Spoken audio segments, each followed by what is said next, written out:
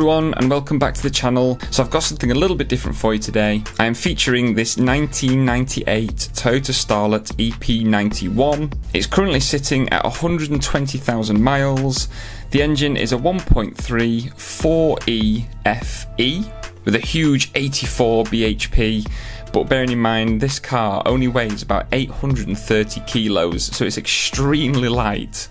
Now, it didn't come as standard looking like this. The owner has put the Glanza body kit on, which looks awesome. And to accompany the body kit, it's got these really nice Speedline coursers, 15-inch wheels.